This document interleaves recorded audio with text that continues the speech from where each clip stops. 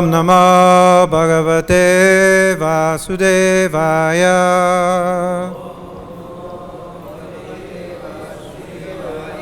Om Namo Bhagavate Vasudevaya.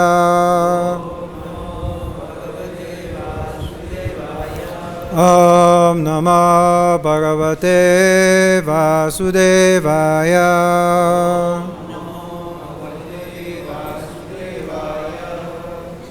Om Ajnanatimirandhasya Jnananjana Shalakaya Chakshuranmiritam Mena Tasmai Shri Gurave Namaha. Srila Prabhupada Ki Jai. Before we begin with the verse, I want to speak a few words about Vrindavan Das Thakur. Today is his disappearance day. Vrindavan Das Thakur is the author of Sri Chaitanya Bhagavat. In Sri Chaitanya Charitamrita, Krishnadas Kaviraj, many times he mentions Vrindavan Das Thakur, expressing appreciation for the Chaitanya Mangal, he calls it, was later called Chaitanya Bhagavat. He calls Vrindavan Das Thakur the Vyasadeva of Lord Chaitanya's childhood pastimes, or Lord Chaitanya's pastimes in general. So he's considered, Vrindavan Das Thakur is, because of that, he's considered to be an incarnation of Srila Vyasadeva. In Chaitanya Bhagavat, Vrindavan Das Thakur, in many places, he mentions, he describes some pastime of Lord Chaitanya. Then he says, Lord Chaitanya performed unlimited pastimes at every moment. And he said it's not possible to really delineate them or explain them in full. But he says in the future, Vyasadeva will elaborate on all these pastimes. So it's an interesting thing for him to say, since he is Vyasadeva. And so he's predicting that in the future, there will be another Chaitanya Bhagavat. I read somewhere recently that one reason that the name was changed Chaitanya Mangal, from Chaitanya Mangal to Chaitanya Bhagavat, not only because there was another book called Chaitanya Mangal, but because this is the Bhagavatam of Sri Chaitanya Mahaprabhu. And just like Srimad Bhagavatam is the Bhagavatam of Krishna, so Chaitanya Bhagavat, according to the great devotees in Lord Chaitanya's line, they recognize that this is like the Bhagavatam written by Vyasadeva. This is the Bhagavatam written for Sri Chaitanya Mahaprabhu. So of course, Vrindavan Das Thakur, he worked from the notes of Murari Gupta, Murari Gupta's diary. Murari Gupta kept a diary of Lord Chaitanya's pastimes. And Vrindavan Das Thakur was working from that. For the first time, I actually started reading this, what is called Murari Gupta's diary, or notes. We often hear it referred to as notes. But if you look at this, it's a polished work of literature. It's not just some scribbled notes that you might put in your journal or diary. It's actually written in, proper Sanskrit or Bengali or both, glorifying the pastime. So it's like Chaitanya Charitamrita or Chaitanya Bhagavat in many ways in that respect. So it's even Murari Gupta, what Vrindavan Das Thakur was working from, that was already a polished piece of work. Vrindavan Das Thakur, of course, he was the son of Narayani. In the Chaitanya Bhagavat, Vrindavan Das Thakur mentions his mother. His mother was the niece of Srivas Thakur. So there were these four brothers. And she was the daughter of one of those brothers, one of the brothers of Srivas Thakur. Lord Chaitanya, actually if you read Chaitanya Bhagavat, you'll see Lord Chaitanya glorifies Srivas Thakur and his family like anything. He says anybody, even a servant, there was this one servant, Duki, and then he changed her name to Suki, and there was a tailor connected to his family, and he got prema. So Narayani also, she was just a little girl, and she got the Mahaprasad of Sri Chaitanya Mahaprabhu, and she instantly got prema and exhibiting ecstatic symptoms. So this was something that was part of the legend, you might say, of Chaitanya Mahaprabhu that people would talk about. This person, Narayani, she was just a little girl, and she got prema by taking Lord Chaitanya's Mahaprasad. So from the womb of this Narayani came Vrindavan Das Thakur. So that's his pedigree. That's where he's coming from. Such an auspicious birth he had. So we're eternally indebted to him for giving us this Chaitanya Bhagavad, a wonderful literature describing in quite detail actually in Prabhupada's Chaitanya Charitamrita, especially in the Adi Leela, where we hear about the different branches of Lord Chaitanya's tree, Advaita, actually all the Panchatattva, the different branches of their trees, which means they're disciplic descendants. So in many of the purports there, because Vrindavan Das Thakur, Krishnadas Kaviraj Goswami, he essentially gives a list. He doesn't say much, maybe a word or two about the different devotees. But Srila Prabhupada often expands on these devotees in his purports, and mostly he's drawing from Vrindavan Das Thakur's Chaitanya Bhagavat. You'll see that. In Chaitanya Bhagavat it is said such and such. He explains the pastime in more detail. Because especially the devotees in Navadvip who were connected to Lord Chaitanya's his Kumara Leela and his Poganda Leela, Kaishura Leela, his early Leelas before he took sannyas, then these devotees, they're described, more about them and more of Lord Chaitanya's pastimes with them are described in the Chaitanya Bhagavat. So Prabhupada draws from that to give us information in his purports to Sri Chaitanya Charitamrita. So now we'll go on to the verse. Today we're reading Srimad Bhagavatam, Canto 8, Chapter 20, which is entitled Bali Maharaj Surrenders the Universe. We're in the midst of this multi-chapter pastime of Lord Vamanadev. Gopi Pranadhana Prabhu has noted at times that Srimad Bhagavatam, one of the questions that the sages at Naimisharanya asked, they wanted to hear about the pastimes of the Lord. So he has noted that there's at least one chapter devoted to 30 different avatars of Krishna in the Srimad Bhagavatam. So some of them get multiple chapters.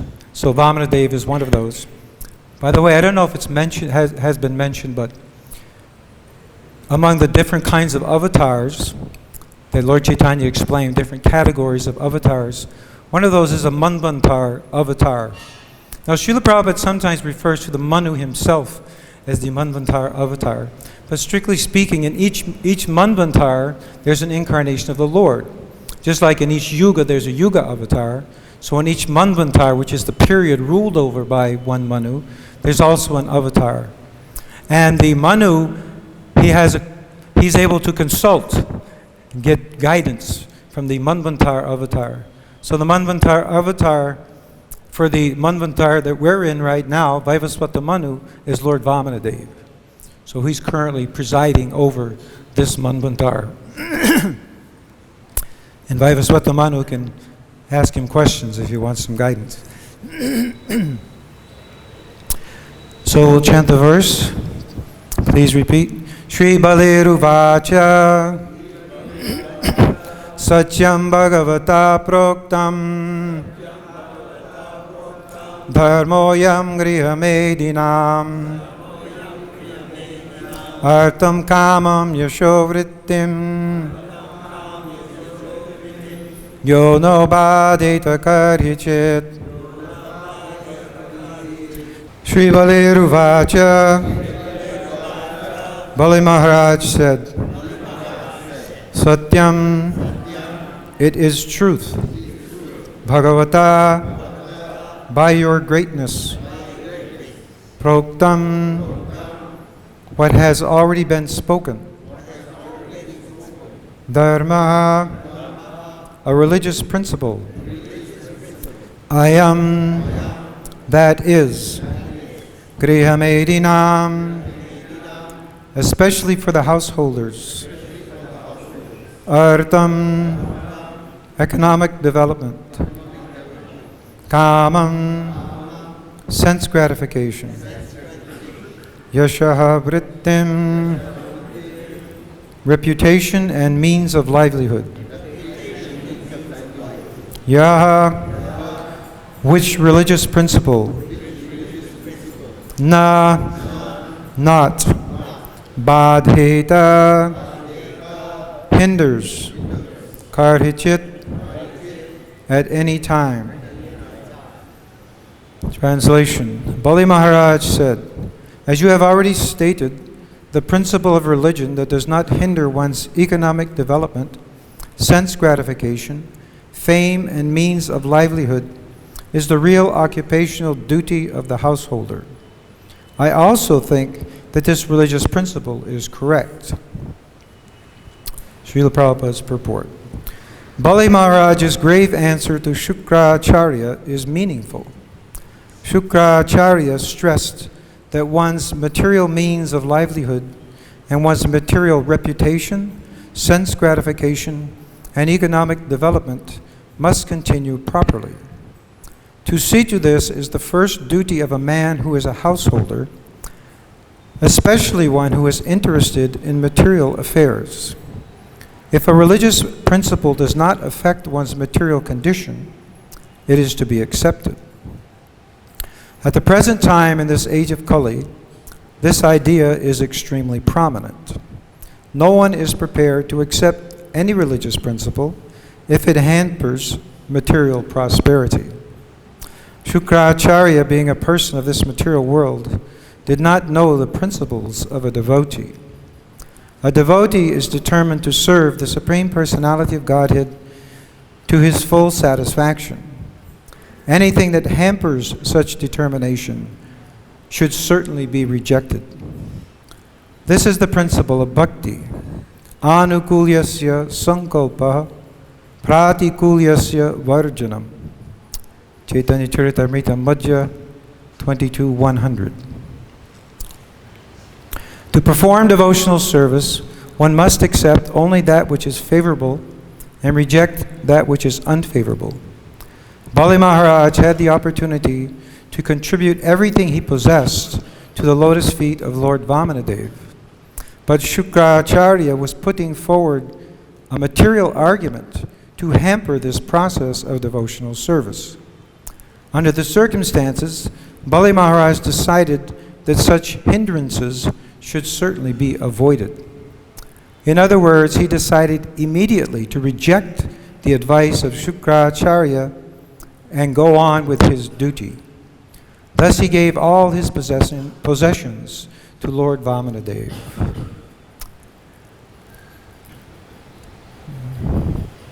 Bali Maharaj is, of course, one of the Mahajans.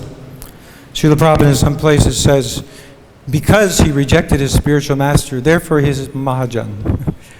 Because he set an example, which is quite extreme. I know the last purport was about this idea, rejecting one's guru. It's not something that's to be done lightly.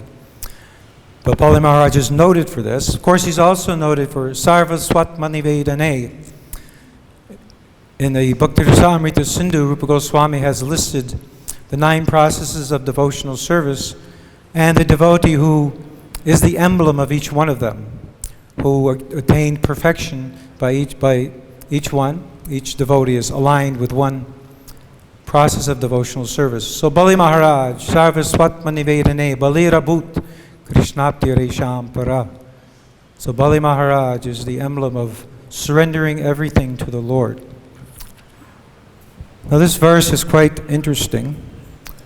Srila Prabhupada, basically Prabhupada explains what's happening in the purport, because when you first read the verse, you see that Bali Maharaj is agreeing with what Shukracharya has said.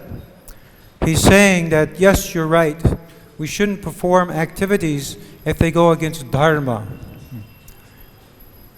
It's stated, there's one Vedic injunction that Srila Prabhupada quotes, Atmanam sarvato rakshet tato dharmam tato dhanam. Now the context of where Prabhupada quotes it, at least in one place, when the demigods went to the Jansha, or the deity, to ask him for his body, because they were advised that if you get the bones from the deity's body, then you can make a weapon by which you can destroy Vritrasura. And this is all in relationship to the Narayana Kavacha also. But in any case, when they went to ask the Jansha, or the deity, for his body, First, he rejected it. He says everybody is so attached to their body, they'll give up all their material possessions to take care of their body. Even if Lord Vishnu asks for someone's body, they won't give it.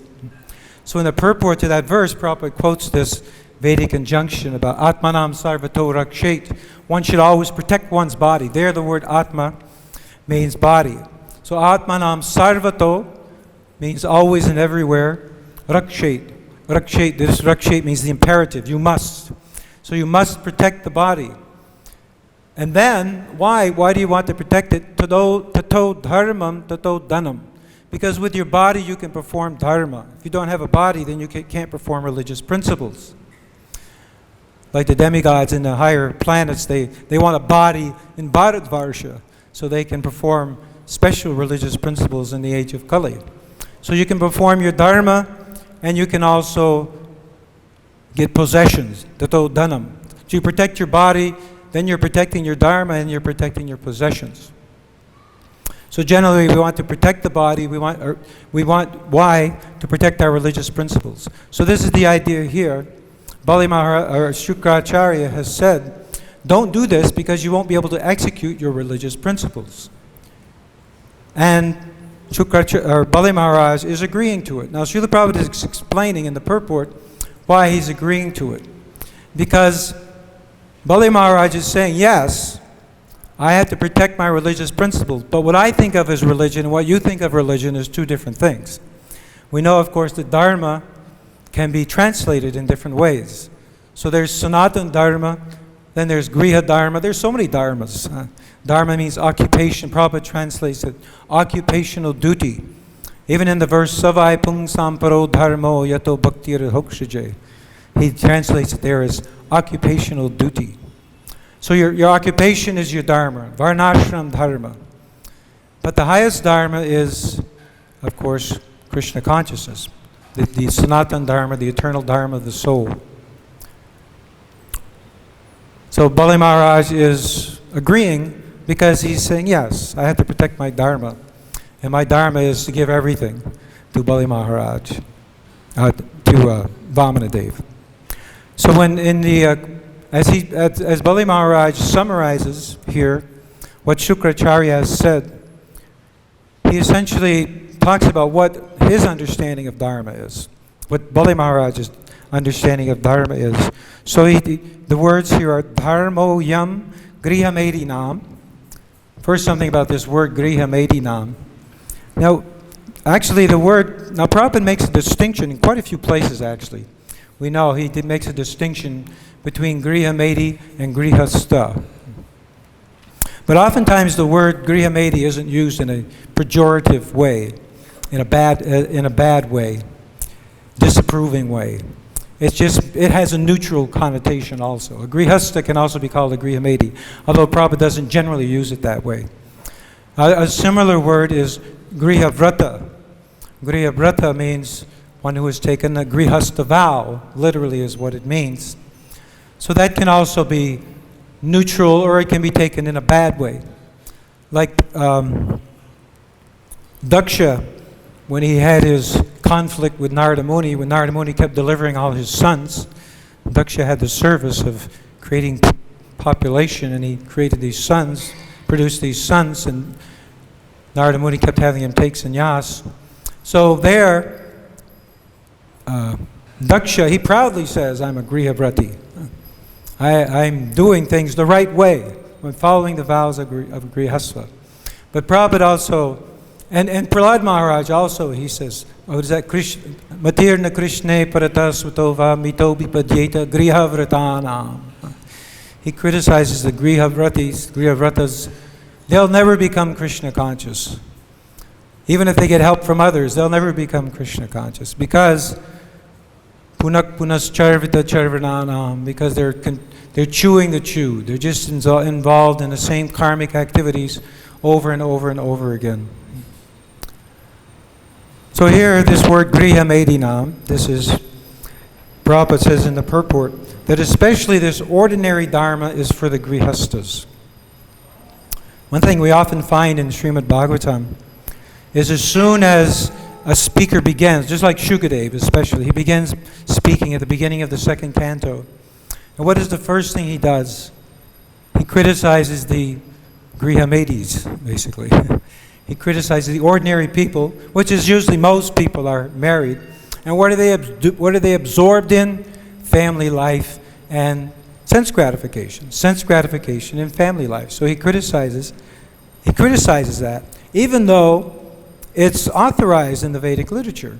If you follow Karma Kanda, okay, you can enjoy sense gratification.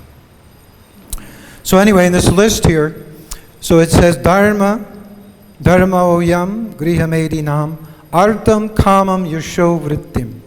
So these are the things that are mentioned in relationship to Dharma. So first of all is artam. So we usually have this list, the Trivarga, they usually call Dharma, Artha, Kama.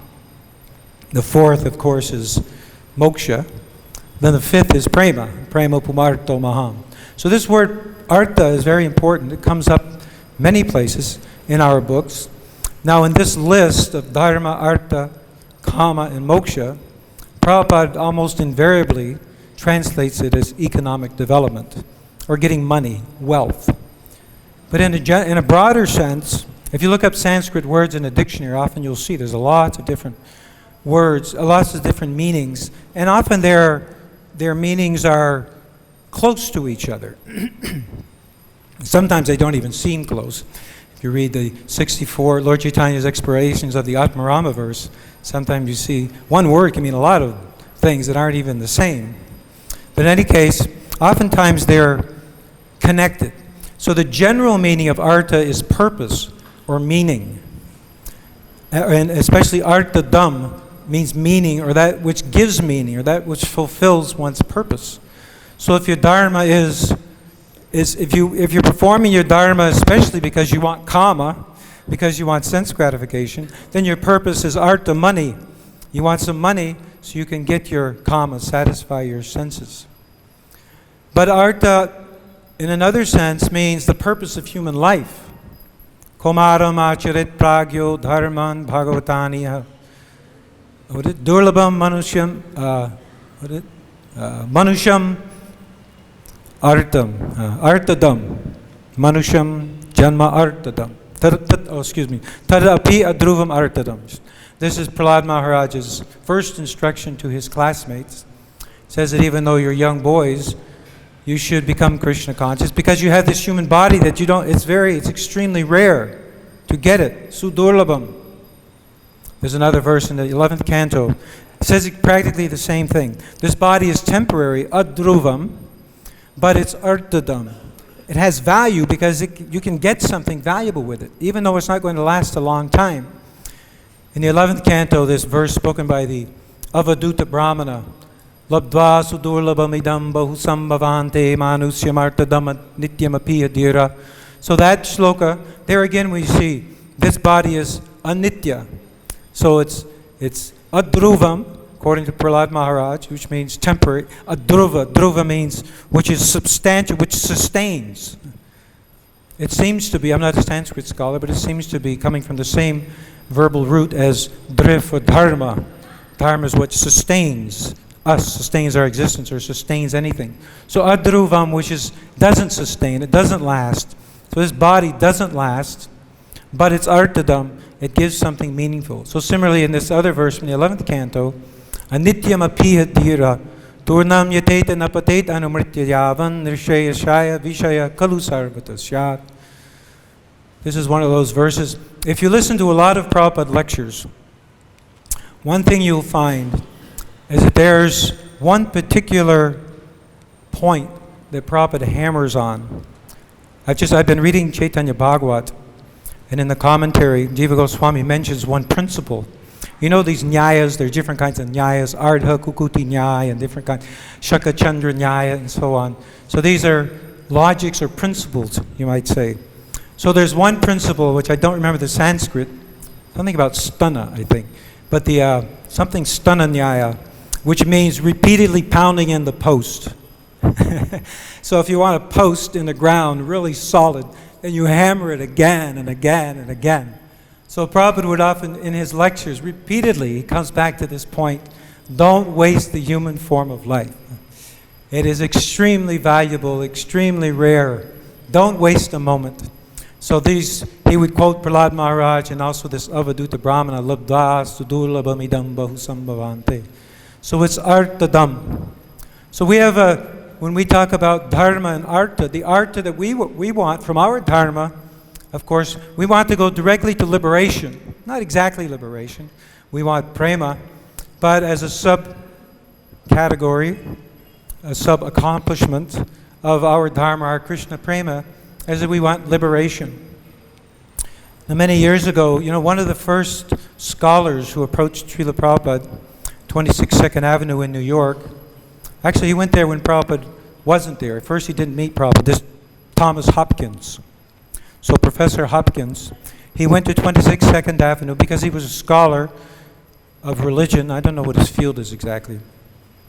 But he went to see the devotees at 26 Second Avenue, and he wasn't very impressed, actually. They didn't seem to know very much. And then later he met Srila Prabhupada, and he says, oh, this is what's holding it all together. These people couldn't, I don't know how they're holding it together, but Prabhupada, this person is holding it all together. So he was very fond of Srila Prabhupada, and he appreciated what he had done by bringing Krishna consciousness to the West. So in a meeting with Srila Prabhupada in Philadelphia, Dr. Hopkins was trying to get Prabhupada to explain. He said, if we want to grab some quote from your book that kind of encapsulates what your message is, can you tell me something? So he asked repeatedly, kind of rephrasing this question in different ways. So finally, and Prabhupada said, oh, there are so many verses. So finally, at one point, Prabhupada said, okay. So he told the devotee, you find this verse. Dharmasya hyapavargyasya nartor tayopakalpate. Dharmasya antikasya, what is it? Boy, I'm forgetting, sorry. I'm forgetting about half of the slokas I used to know. So this verse is, of course, in the second chapter of the Srimad Bhagavatam. So the first line is very important. Dharmasya hyapavargyasya. That your dharma is not for artha, actual. Nartor tayopakalpate. The second line says, your dharma is not for artha, your dharma is for apavarga. Dharmasya hyapavargyasya. Nartor tayopakalpate. Kama labhaya hismrita. And it's not for kama, which comes after artha. It's for our dharma goes straight to apavarga. It's not trivarga, or it goes straight, of course, to Krishna consciousness. So this is a revolutionary idea. Tadvag visargo janataga viplo. The Bhagavatam is revolutionary. Narada Muni is revolutionary. Whenever Narada Muni shows up in the Bhagavatam, he's always giving a straight line. We don't see him promoting sub-religious principles or preaching bridge philosophy. We also often talk about how to preach, especially in the West. How do you get people a step closer without giving them, everything at once and overwhelming them? So get them a step closer. So Narada always seems to go right to the point. So Narada Muni, when he spoke to Vyasadeva, that's what he said. He said, you've been beating around the bush. Get to the point. The point is Krishna seva, devotional service, glorification of Krishna. That's the point. So this is what Prabhupada told this Professor Hopkins. This is the main point. The Dharma, our occupation, or our life. Of course, the following verse is, you shouldn't waste a moment in sense gratification in the human form of life. Prabhupada says in the purport in that section, maybe in that verse, Kamasya nindriya pritir. So he says there that the devotees are so overwhelmed with researching the absolute truth, they don't have time for Maya, basically. They don't have time for anything else. Just like now we have so many books to read. When I joined the movement, Prabhupada was just, the books were being produced. So we're reading them as they were coming out, which was really ecstatic, of course. Every time a new Bhagavatam would come out from Srila Prabhupada, everybody was fighting over it. So I remember just around the time I was coming to Krishna consciousness, the fourth canto was coming out. I remember getting the fourth canto, third volume, which has the Prithu Maharaj and the Kumaras. And I was so impressed by the teachings of the Kumaras to Prithu Maharaj. Such wonderful philosophy they're teaching. So this is Bhagavatam. It gets right to the point. So Prabhupada, that was his message. What was his masterpiece? What was his main life's work? To give the Bhagavatam, Dharma Projita Kaitavotra, to give the Dharma that goes to prema, not the Dharma that goes to artha and kama. So the first thing mentioned here was this artha, and then kama. So I've touched on kama a little bit. Prabhupada mentions, and in other places it comes up, this kama or sense gratification is especially allowable, you can say, for the grihastha ashram. Prabhupada would sometimes say the grihastha ashram is somewhat of a license for sense gratification. So the other ashrams, they're supposed to be austere. The brahmachari, we can see how austere if we read in the 7th canto, beginning with chapter 12, after the Nrsimha pastimes. Then Narada Muni, because he's asked by Yudhishthira Maharaj, that's the whole context of the 7th canto. After the Rajasuya sacrifice, Yudhishthira Maharaj asked some questions, beginning with, how is it that Shishupal got liberation? He asked Narada Muni. So in any case, Narada Muni in the 12th chapter of the 7th canto, then he talks about brahmacharya, then he talks about, I think, grihastha, then vanaprastha and sannyas. So you can see, of course, even the grihastha ashram there is quite austere, but especially the other ones. The brahmachari is completely sold out. He can't even eat if his spiritual master doesn't call him to eat. And the vanaprastha, of course, you know, each of the ashrams is supposed to focus on a particular principle of dharma. So the brahmachari is about education, grihastha is about charity, and the vanaprastha is about austerity, and sannyasa is renunciation. So when you read about the vanaprastha, of course they go out into the forest, which is by itself an extremely rare thing, difficult thing. And then you hear about what they have to eat, roots, and the Prabhupada even uses the term, the trunks of trees. When I hear that, I think, the trunks of trees. Just imagine eating the trunks of trees.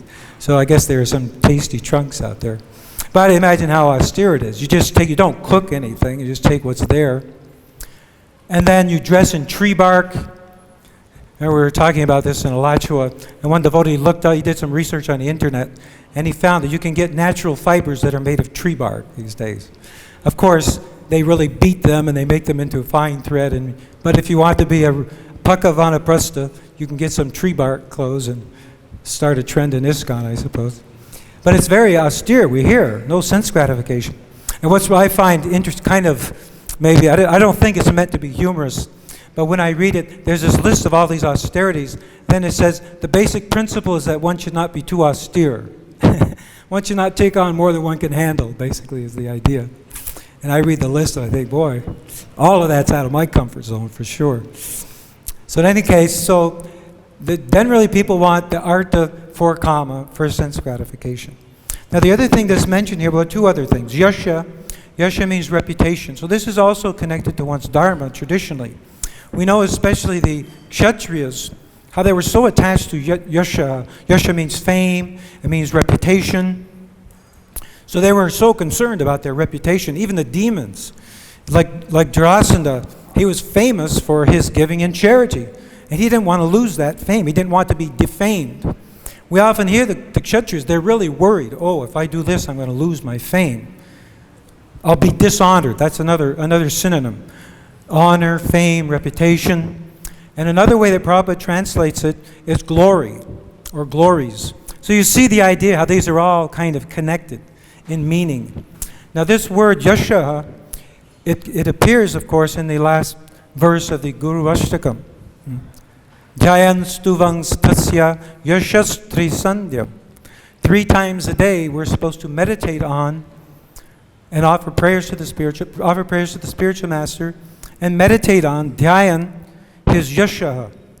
So Prabhupada there translates it as his glory. So we meditate on his glories. Now, of course, we also have the same word in Bengali, ebe yash gushuk tribhuvana. It means, may his fame be glorified throughout the 3 worlds. Ebe yash gushuk tribhuvana. So that's up to the disciples, of course, to broadcast his glory, to make him famous, make the spiritual master famous throughout the 3 worlds. So we have a spiritual vision of that. And so the devotees automatically become famous, actually. Srila Prabhupada was certainly not searching for fame. He didn't want to be fame, unless that would bring fame to Krishna through him. But the devotee becomes famous because he's right there with Krishna. If you're some big person's right-hand person, private secretary, then you also get to be known. Who in ISKCON doesn't know who Hari Shori Prabhu is? Everyone knows who he is. Or Shruta Kirti Prabhu. Everyone knows because they were Prabhupada's secretaries. And of course, we hear about Prabhupada through them. So if you're Krishna's man, Krishna's woman, Krishna's devotee, then you become famous automatically. Then the last thing that's mentioned here is means of livelihood. Now devotees, of course, they know that from their dharma they will already be taken care of. They're not thinking that, of course this is connected with artha also. Vritti, the word vritti means occupation, what something does. I often think of this word vritti. Angani yasya sakalendriya vritti manti pasyanti panti kalayanti chiram jaganti. Srila Bhaktisiddhanta Saraswati Thakur, you know, in his introduction to the Brahma Samhita, he says that the readers of this prayer, they should meditate on the meaning of this Brahma Samhita as a daily part of their sadhana, basically. So I think we can do that if we just concentrate and pay attention to the 2 verses that we hear every day at the greeting of the deities. So this one line, Angani yasya sakalendriya vritti manti. So manti means to possess, and vritti means the occupation or the function. So what this line says is that every sense possesses the function of every other sense in Krishna's body. Angani yasya sakalendriya vritti manti. Pasyanti panti kalayanti chiram jaganti. And of course, pasyanti means to see. He oversees everything, creation, maintenance, and annihilation. He can also do that with any of his senses. So anyway, this is a little meditation on this idea of the word vritti. The devotees are not concerned about vritti. Prabhupada also quoted this, saying ajagara vritti, the occupation of the snake. He was walking in the nice park in Dallas, and early in the morning, and it was very nice. It was sunny. Prabhupada said, "We're enjoying this nice park. The Karmis have built it. They're rushing now to work to make money so they can build a park like this so we can come and enjoy it while they're driving at neck break speeds," as Prabhupada would say, going to work. So this is the occupation of the snake. The mouse makes a hole in the ground. The snake goes in, eats the mouse, lives comfortably within the hole. So the devotees, we are able to, our vritti is to serve Krishna, and by that, Krishna takes care of us. Everything is taken care of. So this is Bali Maharaj's point of view. He's not worried. And we'll see, of course. He's going to get rewarded infinitely. He's going to have the constant association of Lord Vamanadev. So all of these things are going to be taken care of on a spiritual level, and he'll be fully satisfied. So he's, on that principle, he's agreeing, yes, I'm following Dharma. With my Dharma, I'm going to get everything you think I should get about 1,000,000 times over, unlimitedly. I'll be satisfied. All right, I'll just read the translation, or the verse in translation. Shri Baleru Vacha Satyam Bhagavata Proktam Dharmo Yam Grihamedinam Artam Kamam Yasho Vrittim Yo no na Badheta Karhichit. Bali Maharaj said, "As you have already stated, the principle of religion that does not hinder one's economic development, sense gratification, fame, and means of livelihood is the real occupational duty of the householder. I also think that this religious principle is correct." So any questions or discussion? Panchagoda Prabhu?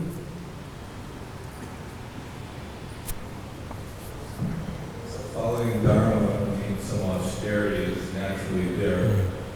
And when you see the list of austerities, they're pretty austere. And it says that one should not take on more austerity than necessary.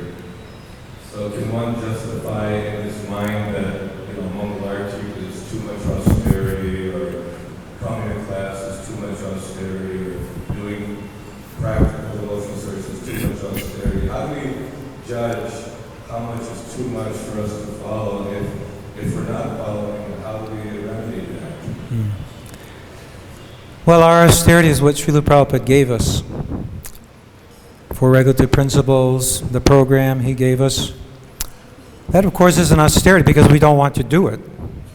What is the definition of austerity? Anything you don't want to do, basically. So by definition, you can say sadhana bhakti is austere, because in sadhana bhakti, until you get to higher raga nuga, in the earlier stages, there's no, at least not a lot, of spontaneity. You always have to push yourself a little bit. So sometimes it's said we should be easy on others and hard on ourselves.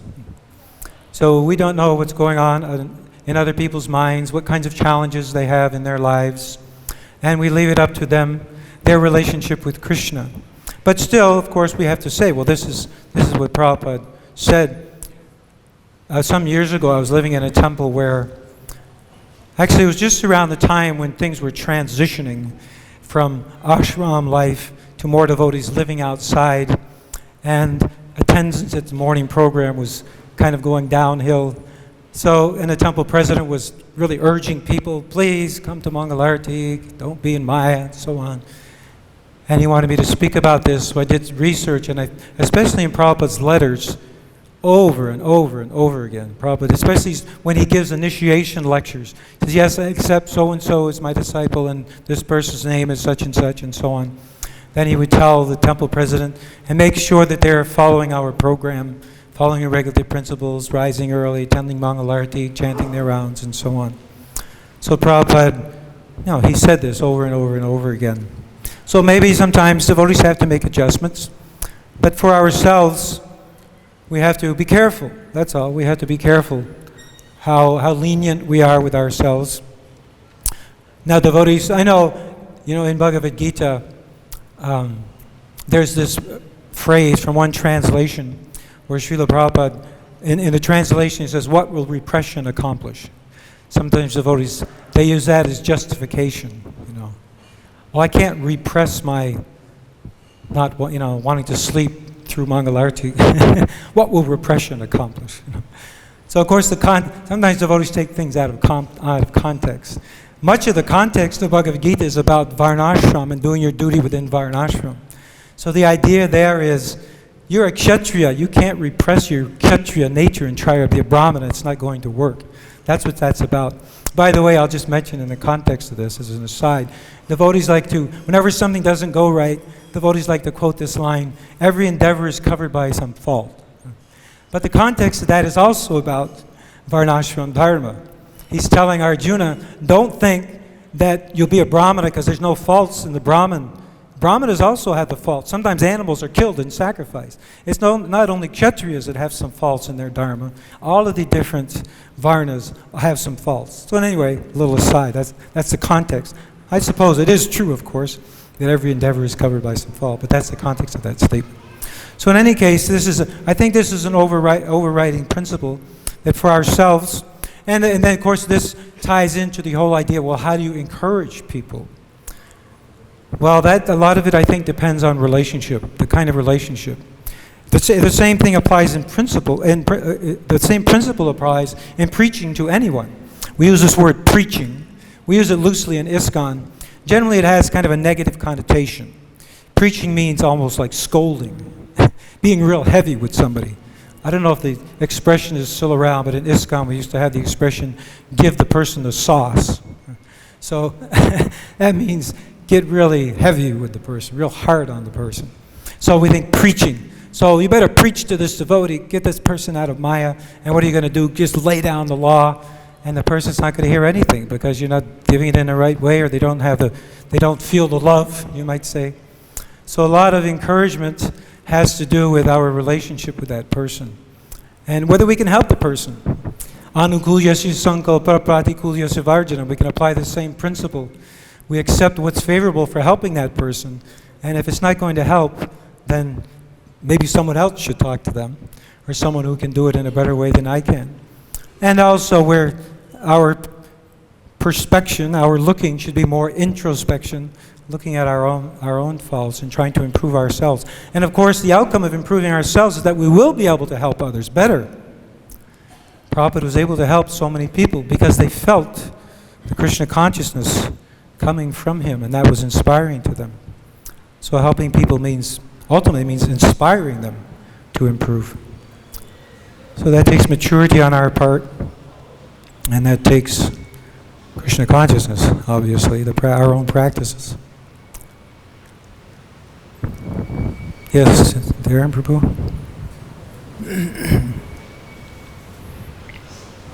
Hare Krishna. Coming back to the point that getting up a Mangalarti, coming from the body program, actually it's not an austerity, it's a religious principle of freedom. We get free from all this modes of nature. So that helps us. Prabhupada has given very good... Yeah. Well, it depends how you define austerity. Actually, the real word austerity means a lack. Sometimes in countries, when they're having a problem, they adopt austerity measures, they call them, which means, basically it means taxing people more and spending less because to pay off our debts. So they enact what they call austerity measures. It means you're going to have to tighten your belts a little bit, to use that phrase. You're going to have to spend less. So that's really the meaning. Austerity means to live more simply. That's really what austerity ultimately. Now we tend to think of, Prabhupada uses the phrase all the time, austerity and penance. That's another thing, because we don't have an English word really for tyaga. Or maybe tyaga means to give up, to renounce. But penance really means prayaschitta, actually. It really means you're making up for something. Some bad thing you did. You did something bad, now you have to do something good. Or you have to perform some hardship to make up for the thing. So penance means like paying a fine. That's the idea. So in any case, so we can talk about austerity. Now as you say, well, it's not austerity. Well, it is, because if I don't want to do it, then it's an austerity. But it's also, in a sense, if you want to say that austerity means something material, no, it's not something material. It's not like the yogis' austerity or the tapasvis. We know that the tapasvi, they perform austerities and they have to guard against having a hard heart. Just like even the prachetas, when they woke up and they saw that the trees were everywhere, they were angry because they'd been doing this really heavy austerity for 10,000 years under the water, and apparently their hearts were a little hard. So they just started burning everything down out of their anger. So that's the result of austerity that's maybe not focused on Krishna.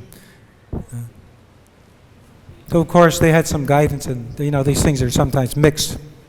But that lesson is there from that story we hear in the Bhagavatam. But yes, I mean your point is taken, that this purifies us. So in one sense, it's not austerity in that kind of sense that the tapasvis undertake. For the new people, new devotees, it is an austerity. But once we go through this whole process, after some years, it becomes very nectarian. Like Yes. Serving the devotees isn't austerity, it's austerity, but it's so nice. Well, that's the principle. In the beginning, it's hard, and then things improve. Actually, there's a saying in English, beginnings are hardest. So generally that's true. You start something and it's really hard to get going. The inertia is there. So in our spiritual lives, there's a lot of inertia built up. The weight of our material lives, our karma is there. So to get going, it might be hard. Often people say, I had this experience when I first went to the temple, and I saw how the devotees lived, and I thought, wow, this is... And I went to a military school, so I was used to some austerity. I went to U.S. Air Force Academy, so I was used to some regimen. I wasn't just some hippie getting smoking dope and living how I wanted to. I was used to some. But still, I looked at the devotees' lives, and I thought, boy, this looks really hard. That's what I thought. But I was so convinced by the philosophy, I said, well, I have to try it. And I'm still trying. So it does appear that way. And even people, you have some friend maybe will spend the night with you, and you get up so early, and they tell them it's just imaginable. Get up at 3 o'clock, or some always get up at 2 o'clock or 2:30 in the morning. And what? That's usually when I go to bed. It's like an upside down to them. So yes, it seems that way. And of course, we first come to Krishna consciousness. Yeah, we're changing our lives, so it's difficult. But as we practice, yeah, it should, if we're doing it in the right way, according to Prabhupada's guidance, then the taste increases over time. And it becomes more tasty, more delectable, the practice of Krishna consciousness. So, This one yes, yeah. We want to do service for devotees, for service for ladies, for service for the holy place, Vrindavan. So, by just speaking that we are humble servants, so that itself gives us a lot of, it becomes very light, devotion becomes very easy to perform by just being just trying to be a humble devotee. Yes. So, the people who can do it, they are physically fit and they can do all these things. But what about those devotees who cannot do it? They cannot, they are not physically fit to do all this, but they want to do some service in the mind. Well, there are so many things we can. We have to look. Krishna. One thing we have to understand is that it's not up to us. It's up to Krishna. It's up to Radha. Radha gives the service. She doles it out. It's not that I can decide whether to get service. Now I can make a decision, but that doesn't mean it's going to happen. We have to get service. Is where I was talking about artadam. What is desirable? What is meaningful? What is valuable? There's nothing more valuable than devotional service. So the devotees are praying, I just want that. Well, that's what we're doing. We're chanting the Maha Mantra. Give me some service. So if we're not getting... Actually, I made this point when the temple president asked me to preach about the morning program. I was making the point that now if your life is not so complicated and you're not doing these things that Prabhupada suggested, then maybe Krishna's going to say, all right, I'm going to make your life complicated, and then you'll have a real excuse. You won't be able to do it. But we all have some opportunity in our lives. If we don't, then maybe we should make some major decisions in our lives. Sometimes, we even say to people say, oh, I'm living out away from everywhere and it's so hard. So sometimes you say, well, maybe you should decide to live closer to devotees. Maybe you have to make a major change in your life, move close to a temple, and then you'll be able to serve. So you might have to make that hard decision in your life if you want the opportunity to serve Krishna. So that's also there. And the other thing is, there are so many ways to serve Krishna. I always like to encourage devotees, just take one thing and commit to it. Because if you commit to it, this is also the idea of austerity. We become purified by the austerity of doing something all the time, because sometimes we don't want to do it. But if we're committed to it, then we do it. We just do it whether we feel like it or not. So that's one of the values of commitment. Just take on something. Even if it's emptying one trash can a day, whatever it is, just do it every single day. And Krishna will give you more opportunity. That's the principle also. Do this service nicely, just like in a corporation. You do this peon service, maybe we'll put you up the next level. Next, people are always trying to climb the corporate ladder. So we are also. We're trying to climb the corporate bhakti lata. We're trying to climb the devotional creeper, get closer and closer to Krishna's lotus feet. So He'll give us more opportunity the more we take advantage of the opportunities that we're given. All right, let's stop here. Srila Prabhupada ki jai.